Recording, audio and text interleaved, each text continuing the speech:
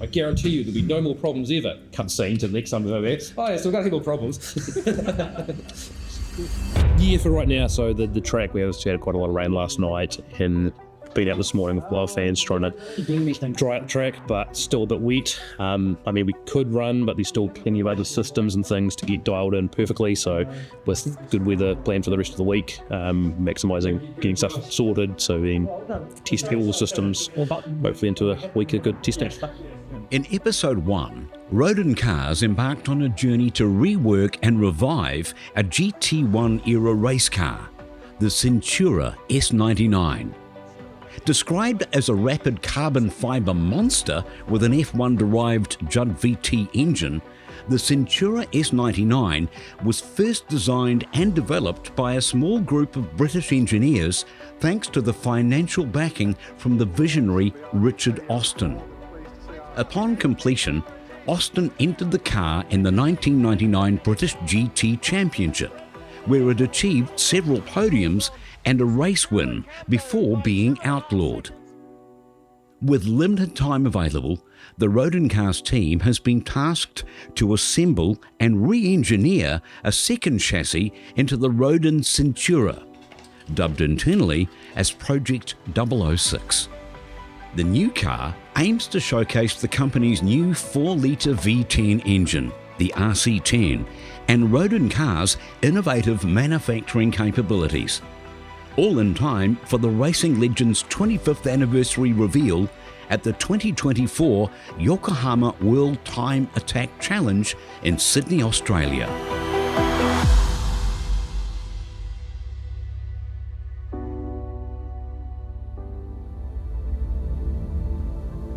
After beginning the project in August 2023, the team now has less than 3 months before making their debut at the highly anticipated World Time Attack Challenge event with the new Rodin Sintura and its all-new bespoke components designed and manufactured in-house.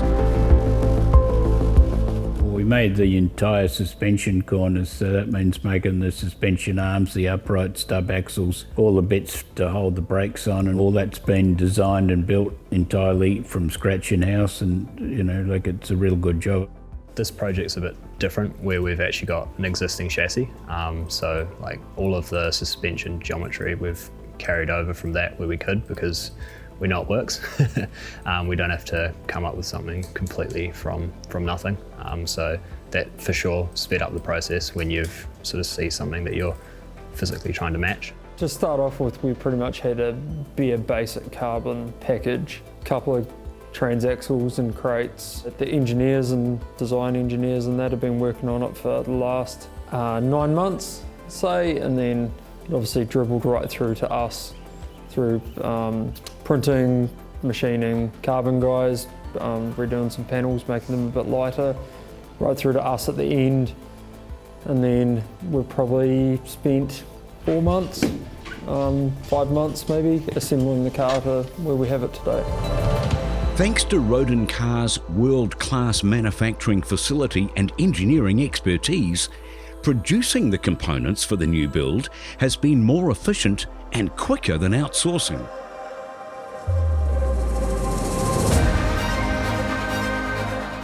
Effectively, we've got a full design team here. David has all these cool and interesting ideas and feeds them down to us, and then we've got all the production facilities to match. We've got a foundry here now as well, so we're casting our own engine blocks and heads.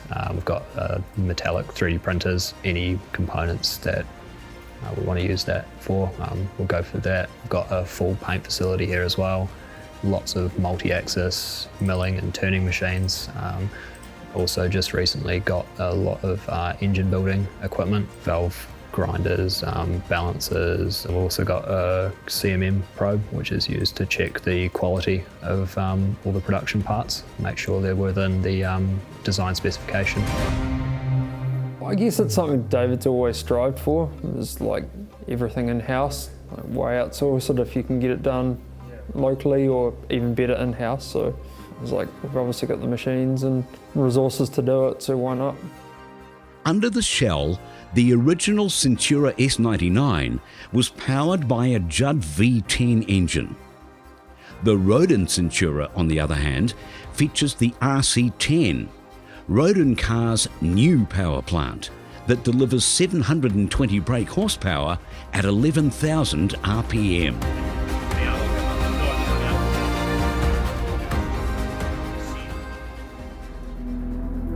Yeah, well, it's a 4-litre V10 like the Judd, but it's a more modern design than the Judd. I mean, the Judd came out of work they did back in the 80s. Our engine's got finger followers and direct injection, and both of those things are a significant advance over port and bucket cams. So you've got a fundamentally better base to work from. From a packaging standpoint, the 12-cylinder is really too long. And with the 8-cylinder, you're going to run a flat plane crankshaft so that you can tune the exhaust properly, and then you get vibration. If you're going to have the engine bolted hard to the chassis like we do, you'll notice it and it'll be annoying after a while, and you don't get that with the 10-cylinder. The 10-cylinder is balanced correctly.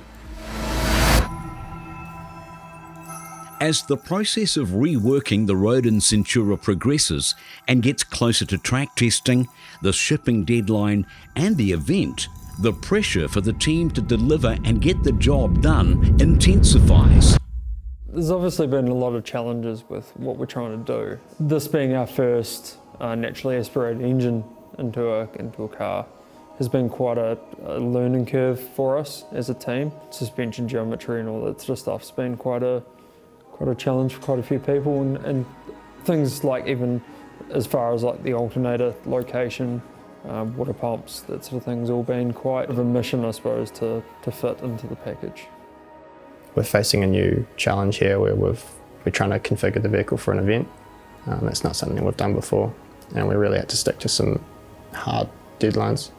Yeah, it's not until the late stages of the game that we've really come into our own to be able to get something out on the track. There's definitely a lot of pressure. Like, you really want to see the car do well. You want to see, like, obviously the company do well. We felt this specific event would be an excellent opportunity for us to unleash our car, the Sintura, and expose it to the world, which we haven't as yet. So we're excited to stand by our achievement, and hopefully, you know, we succeed at the event. Being the first time attack event that Rodin Cars will participate in, the 2024 Yokohama World Time Attack Challenge will serve as a platform to showcase not only the reworked Rodin Sintura, but also Rodin Cars' engineering prowess and dedication to pushing automotive performance boundaries. High-level motor racing is so restricted these days and so expensive that the opportunities are really limited, and you know, this is one area where there's an opportunity to go, so you want to go. And it's only in Australia, so logistically it's not too much of an issue. It's given everybody in the team something to work towards, hence the long hours and the weekend work, the late nights, etc., just to make this happen. What I would like to achieve, it's just brand awareness, it's being present, it's showcasing not only the Sintura but the engine. It's an opportunity where we can invite our team to experience, you know, the hype, the excitement, to see the action, their car itself, you know, that everybody has contributed to, and feel that pride of, we did that and we've done it in 9 months, you know, so it's huge. It's a massive, massive achievement for all.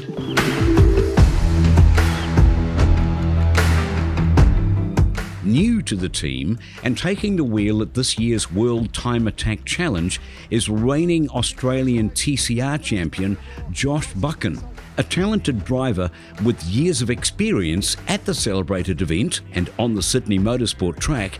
Josh is going to be a key asset to the success of the Rodin Sintura program. Time is Josh Buchan, winner of race number 1 of Super Cheap Auto TCR Australia here today in Sydney.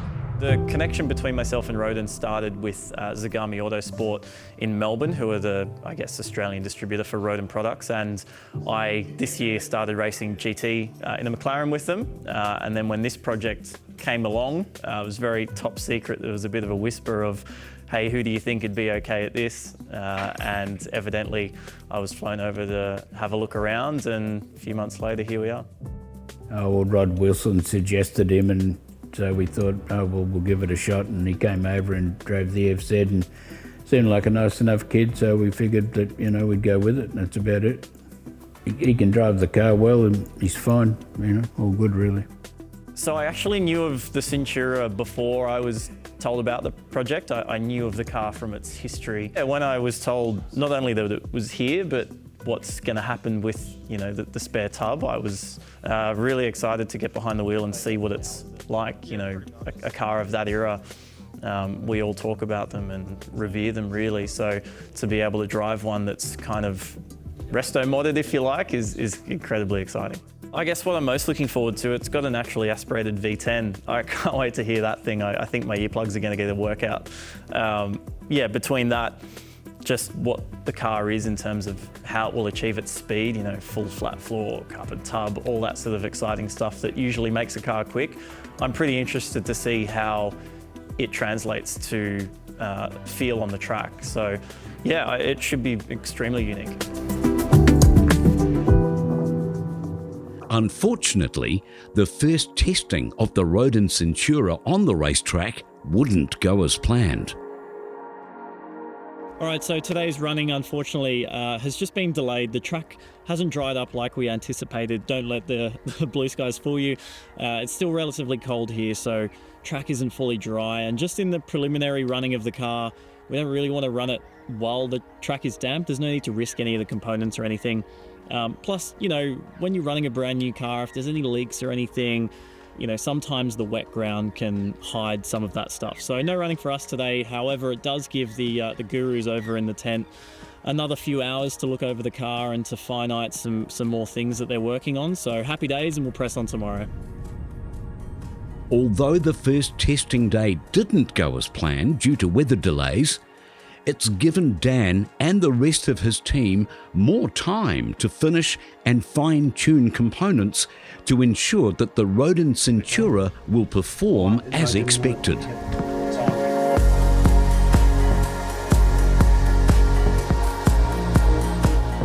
So hopefully, you know, say finishing off a few more of the systems and things. There's always little things you want to check or change or do that to get it out on the track initially we've sort of skipped past. So going back and revisiting a lot of those, getting all the extra bells and whistles going. The rest of the week we'll have a good solid week with both David and Josh here to do some good laps.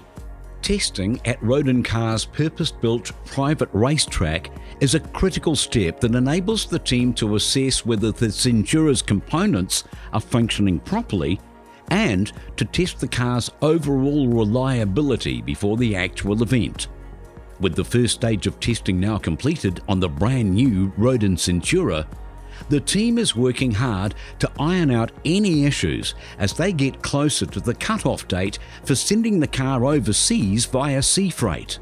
Right now we're working through a bunch of engine fine-tuning, drivability. You know, it seemed to work pretty nice at the top end, full race spec, but certainly more work to be done down low, so we're working on that. And there's little bits and pieces for various other things. That's the main focus at the moment is more engine related. Just in the nick of time, the Rodin Sintura received its official competition logbook from Motorsport New Zealand, validating the safety structure of the vehicle and giving it the green light to compete not only at the World Time Attack Challenge, but also at other motorsport events.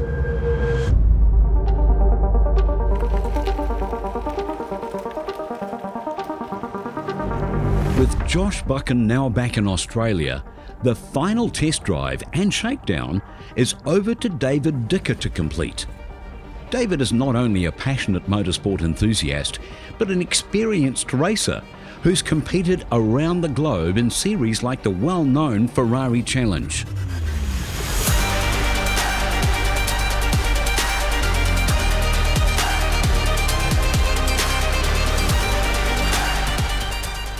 With no time left before sea shipping, the car must run well today to give the team any confidence before reuniting with the car in Sydney, Australia.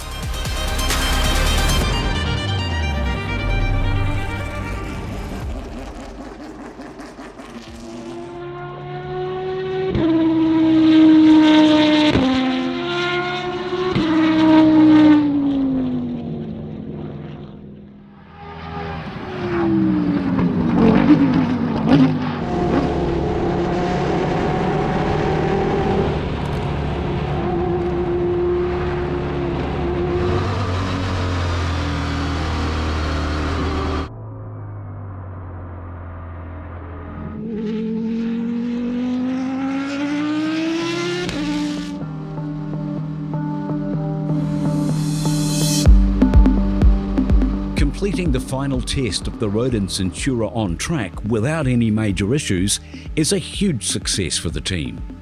David, who drove the car in the final shakedown before the car was loaded up for shipping, is pleased about the car's performance on track.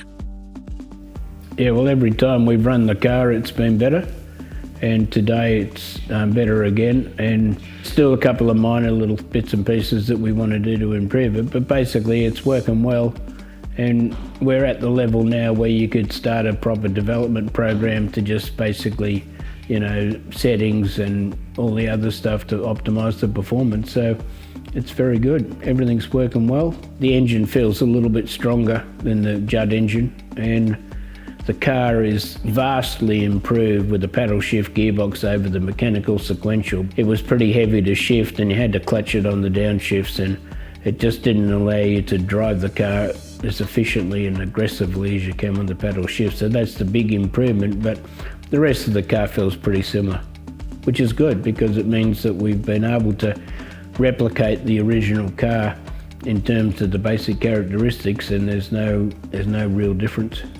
You know, building cars is difficult, and building them to a higher standard is much more difficult, and we've managed to do it. The effort that everyone's put in to get this thing done has just been absolutely Herculean and super impressive, because we had the body and we had the chassis and that was all we had, and we had to build the entire car up, everything, and make it work. And you know, there's a lot of demands on a racing car on the track. It's not like a road car where you can just bowl along the road, and all those things have been achieved, and achieved well, and the quality of the work and the build quality is exceptional. So yeah, I'm super happy.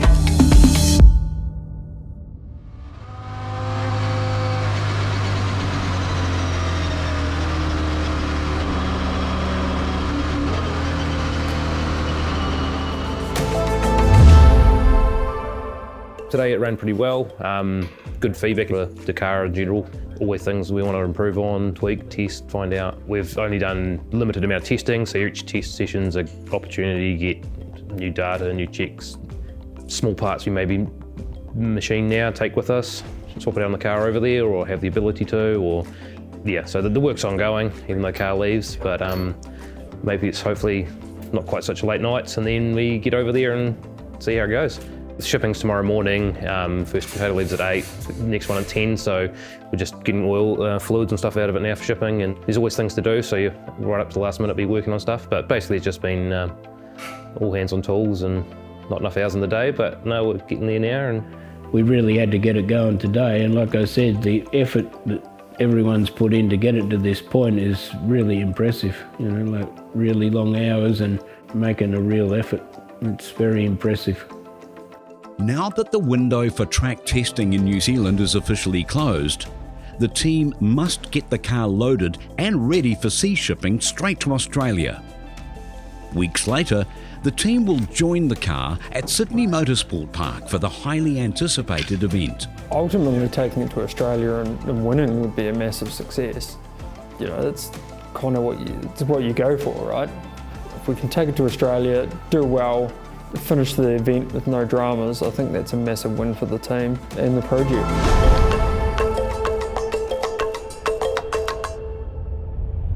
In the third and final episode, the Sintura makes its long-awaited journey to the 2024 Yokohama World Time Attack Challenge in Sydney, Australia. where the expected competition for this year's event is intense. How will the Rodin Sintura perform with limited testing time? Find out in the next and final episode of the Sintura web series.